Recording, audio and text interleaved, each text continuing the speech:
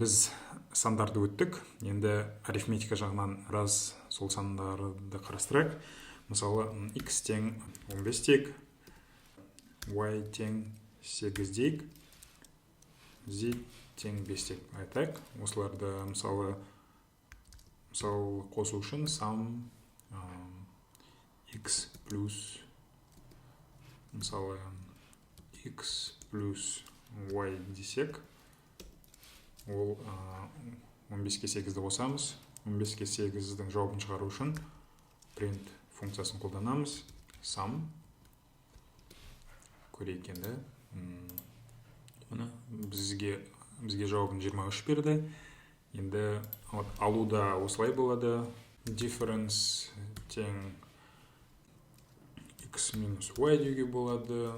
Сосын оны printқа шығарсақ болады. Difference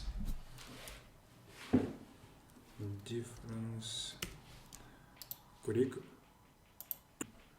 Мына бізге 7-ні берді. 15-тен 8-ді алсақ, онда бізге 7.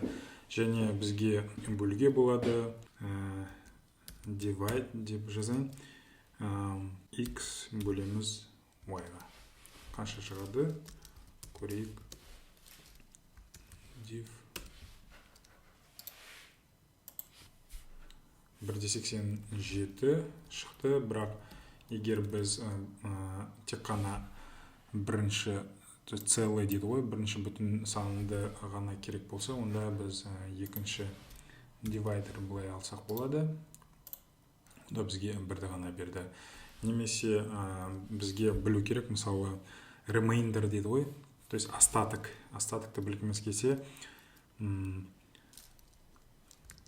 remainder тең x-ті бөлеміз y-ға. Бұл жерде не? Бұл қандай?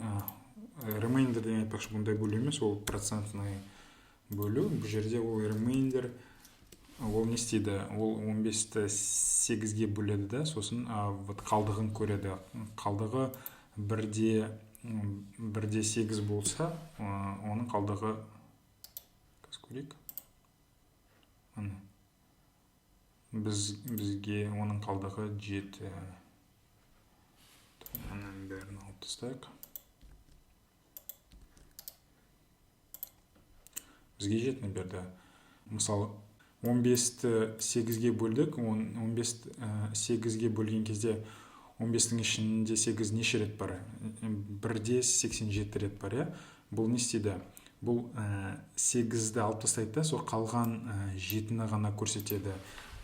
Немесе оңай болу үшін, мысалы, на жерге a тең 5, b тең 2 деге.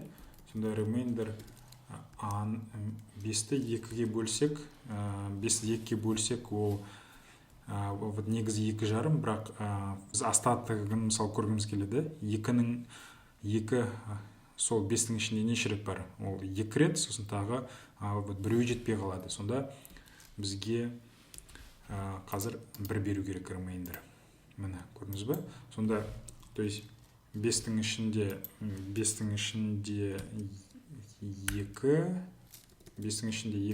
рет бар, 2, сосын біреу қалады. Ол осы остатықты бізге береді. Программирование кезінде бұл функциялары өте керек.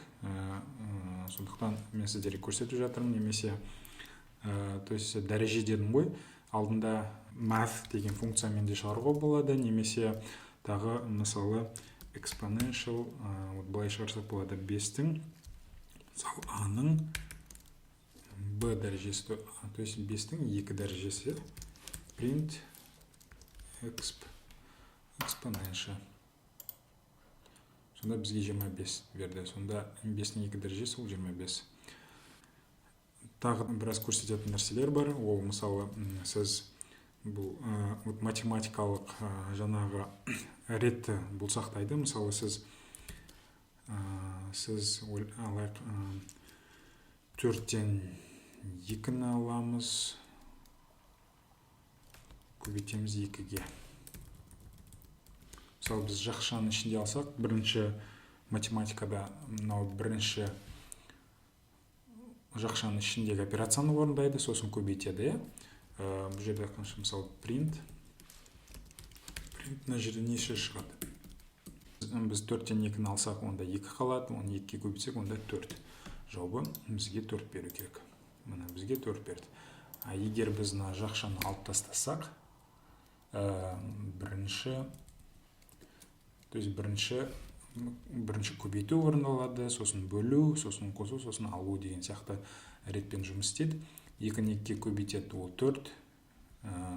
4-тен 4 алсақ, сонда 0. 0 шығу керек. Мына бізге 0 берді. Пи саны білетін шығарсыздар.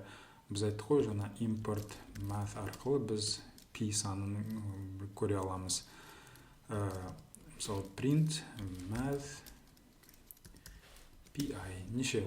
Негізі ол өте ұзын. Міне 3,4, 15 жалғасы көп. Бұл дұрысы, ең негізі сіздер қолданған кезде 3,4 деп қолданбаңыздар. Егер сізде нақты жауап керек болса, осы функция арқылы немесе осыны қолдансаңыздар болады.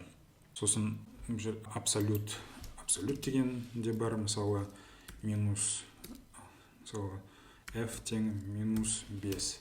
Сізге print осыны абсолют санын сіздер тапқыңыз келсе, онда абсолют f дедік.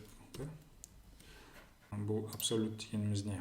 Абсолют ол минус сандар плюспен көрсетеді. Абсолют функциясы осылай орындалады.